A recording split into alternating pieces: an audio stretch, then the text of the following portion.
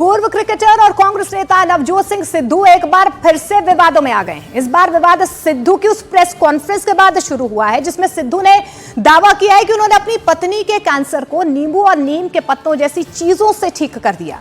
इस press conference के बाद सिद्धू के घरेलू नुस्खे पर कैंसर का इलाज करने वाले बड़े बड़े डॉक्टर्स ने सवाल खड़े कर दिए।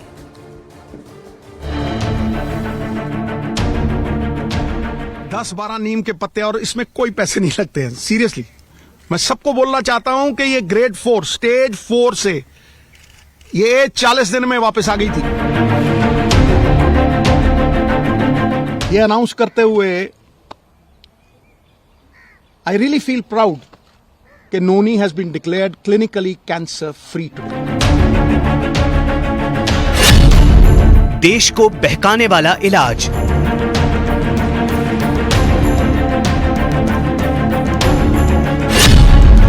देश को गुमराह करने वाला नुस्खा,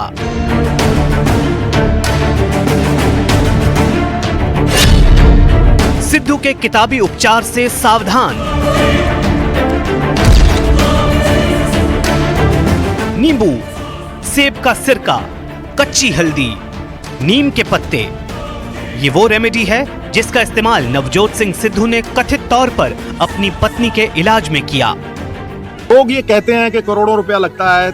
मुझे ये बताइए, नीम के पत्तों पे क्या पैसे लगे, कच्ची हल्दी पे क्या पैसे लगे, नींबू और सेब के सिरके पे क्या पैसे लगे। कैंसर को अगर गैप दो खाने में, शुगर नहीं दो, कार्बोहाइड्रेट्स नहीं दो रोटी, तो कैंसर के सेल खुद ब खुद मरने लग जाते। तो शाम होने से पहले खाना खाया 6-6:30 और सवेरे अगले दिन 10 बजे स्टार्टेड द डे विद नींबू पानी। उसके आधा घंटा बाद 10-12 नीम के पत्ते और इसमें कोई पैसे नहीं लगते हैं। यहीं से सवाल खड़े होना शुरू होते हैं। क्या सिद्धू ने लोगों को बहकाने का काम किया? क्या सिद्धू ने उस वैज्ञानिक रिसर्च पर सवाल खड़े नहीं किए जिसके लिए सालों की मेहनत की गई? क्या सिद्धू ने उन डॉक्टरों की मेहनत पर सवाल नहीं उठाए जिन्होंने उनकी पत्नी के इलाज में एड़ी चोटी का जोर लगा दिया? एक बार फिर सुनाते हैं कि कैसे नवजोत सिंह सिद्धू ने देश की जनता को बहकाने के लिए एक ऐसा दावा किया जिसकी प्रासंगिकता कैंसर जैसी खतरनाक बीमारी के आगे शून्य है। मैंने रिसर्च की थी, उसके जो कॉमन डिनोमिनेटर थे, मैंने अपनी बेटी को कहा, बेटा हम ये डाइट शुरू करेंगे, you will not believe it. इस प्रेस कॉन्फ्रेंस का कारण सबसे बड़ा ये है, stage 4 cancer metastasis, doctors giving a 3% chance, किस तरह से वहां से 40 दिन में वापस आई। सिद्धू पूरी गंभीरता के साथ अपनी बात को कह रहे हैं। वो कह रहे हैं कि बड़े बड़े डॉक्टरों और महंगे इलाज के सामने उनकी किताबों वाली रेमेडी कैंसर पर असर डालने में कामयाब रही, जिसका नतीजा ये हुआ कि उनकी पत्नी का 4th स्टेज कैंसर ठीक हो गया। इसकी प्रासंगिकता क्या है, इसका कोई जवाब सिद्धू के पास नहीं था। यही वजह है कि सिद्धू के इस किताबों वाले उपचार पर कैंसर के 262 बड़े डॉक्टरों ने प्रहार कर दिया है। टाटा मेमोरियल हॉस्पिटल की तरफ से जारी बयान में कहा गया है कि सिद्धू का दावा एकदम बेबुनियाद है। कैंसर जैसी बीमारी नींबू या कच्ची हल्दी जैसी चीजों से ठीक नहीं हो जाती, ऐसी कोई स्टडी नहीं है। डॉक्टरों का दावा है कि कैंसर का इलाज सिर्फ कीमोथेरेपी और सही दवाइयों से ही संभव है। इसके अलावा डॉक्टरों का ये भी कहना है कि कैंसर का सटीक इलाज तभी संभव है जब सही वक्त पर पता लग जाए। सिद्धू की पत्नी सर्जरी और कीमोथेरेपी की वजह से ठीक हुई है, इसलिए सिद्धू ने जो भी दावा किया है वो पूरी तरह से निराधार है। ये कहा जा रहा है कि सिर्फ इससे ही वो ठीक हो गई हैं जी। तो मेडिकल कम्युनिटी इस बात को नहीं मानती है। बहुत चर्चाएं मेडिकल कम्युनिटी में भी इसके बाद हो रही हैं। प्रॉपर वेरीफाइड ट्रीटमेंट उसके लिए लेने चाहिए। कहीं भ्रमित होकर ऐसा नहीं कि हम कि सिर्फ हल्दी तुलसी से के इस्तेमाल से हम इलाज करने लग जाएं और मेडिकल ट्रीटमेंट ना करवाएं, उससे हमारे पेशेंट्स का बहुत नुकसान हो सकता है। दरअसल सिद्धू की पत्नी नवजोत कौर को 2 साल पहले कैंसर डिटेक्ट हुआ था। उन्हें 4th ग्रेड का ब्रेस्ट कैंसर था। बकौल सिद्धू, नवजोत कौर के बचने की संभावना बेहद कम थी, लेकिन उनका दावा है कि डाइट में बदलाव करके उन्होंने कैंसर जैसे रोग को शिकस्त देने में सफलता हासिल की, वो भी सिर्फ 40 दिनों में।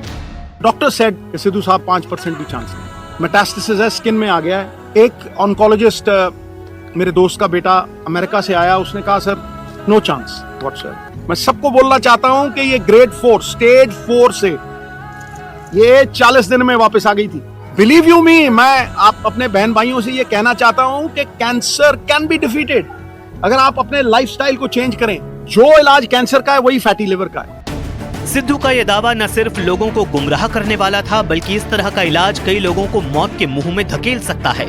यही वजह है कि टाटा मेमोरियल अस्पताल की तरफ से 262 ऑन्कोलॉजिस्ट के हस्ताक्षर वाला एक लेटर जारी किया गया, जिसमें साफ सलाह दी गई कि सिद्धू की तरफ से कैंसर के इलाज का जो दावा किया गया उसकी कोई प्रामाणिकता नहीं है। कैंसर की आशंका पर सिर्फ विशेषज्ञ डॉक्टरों को दिखाया जाए। कैंसर ठीक हो सकता है बशर्ते कि सही वक्त पर पता लगा लिया जाए। कैंसर का इलाज सिर्फ सर्जरी, रेडिएशन थेरेपी और कीमोथेरेपी से ही संभव है।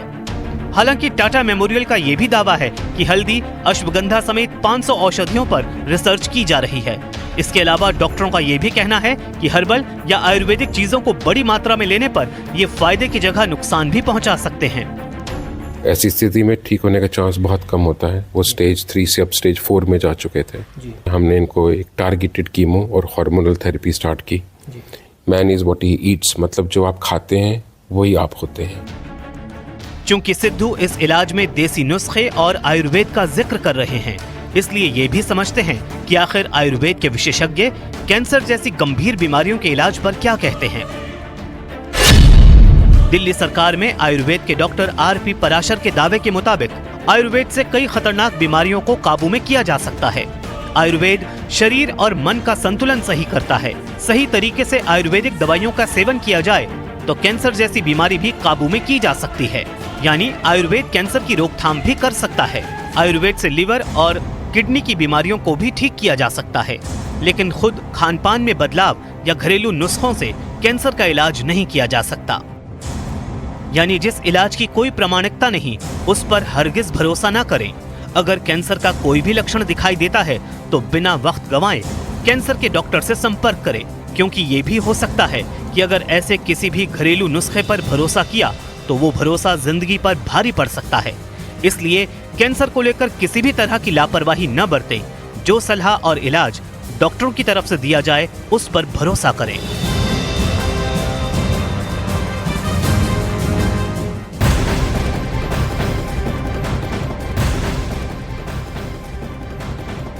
और संभल हिंसा से जुड़ी इस वक्त की बड़ी खबर आपको बता दें, संभल में आज सभी स्कूल खुले हैं। अब तक कुल 7 मामले दर्ज किए गए हैं। 2 अलग अलग थानों में 7 मामले दर्ज किए गए हैं।